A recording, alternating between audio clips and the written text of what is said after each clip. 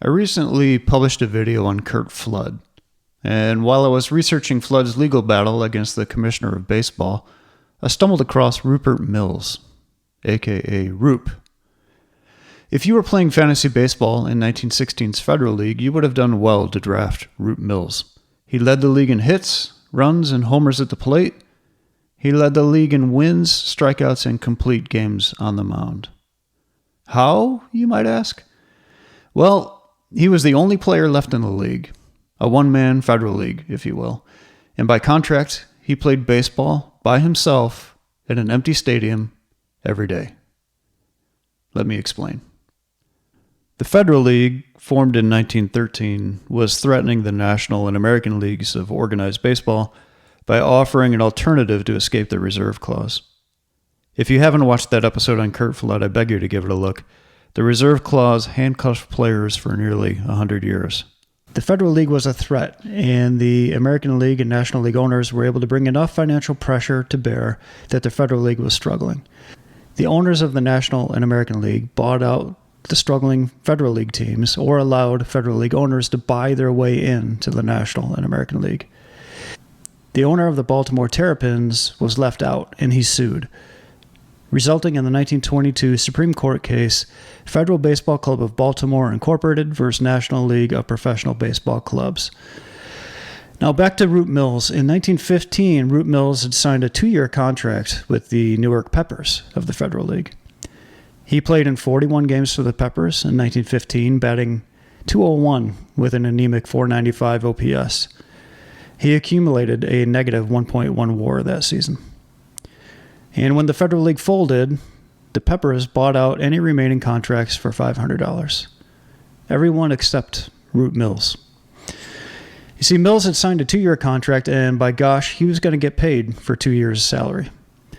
Roop argued that he was owed $3,000 for 1916, whether the Peppers played or not. And you see, Roop was no rube. Before playing professional baseball, he had earned a law degree from Notre Dame. So Peppers ownership didn't have a legal leg to stand on, and Roop knew it. Peppers team president Pat Powers countered with a demand for specific performance of contract terms.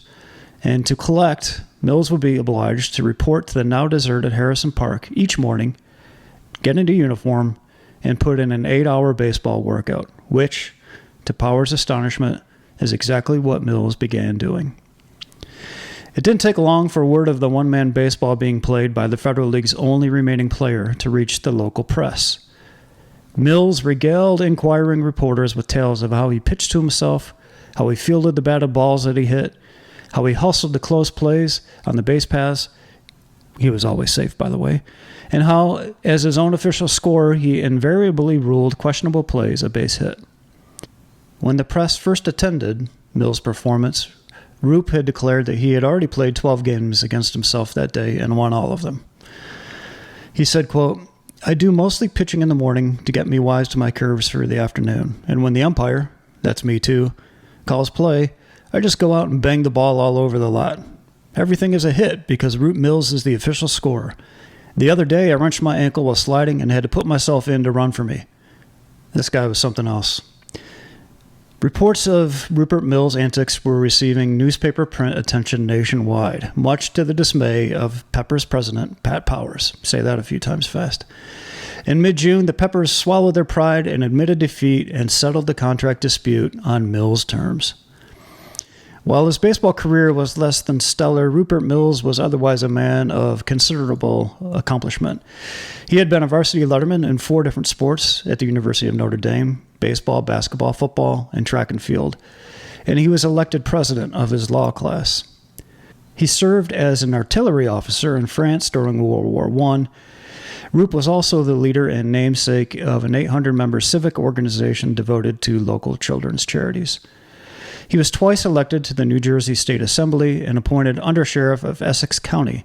In 1929, Roop was unopposed in the Republican primary for the powerful post of Essex County Sheriff and was considered a shoo-in for the November general election. A run for governor of New Jersey was widely believed to be in his future. But, unfortunately, everything came to a halt on July 20th, 1929. A boating accident on a lake in New Jersey ended all such plans. The rising star of the New Jersey Republican Party died that day at age 36. The Notre Dame alumnus published in September of 1922 gives us some details. Quote, Rupert F. Mills, Bachelor of Law, class of 15, died from drowning in Lake Hopatcong, New Jersey, on Saturday afternoon, July 20, in an heroic rescue of Lewis Freeman, with whom he was canoeing.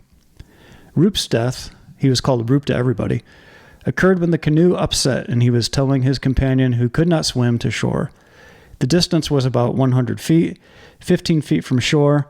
From where Freeman was pulled ashore by a witness to the tragedy, Rupe suddenly turned to look at him with agony written on his face, and losing his hold on the paddle that he had used in towing Freeman, he sank in 15 feet of water. He was taken out 34 minutes later, and every effort was made to revive him, but vainly. What a tragic end. Thank you, Rupert Mills, for your service to your country and for your very unique contributions to baseball history. Take care.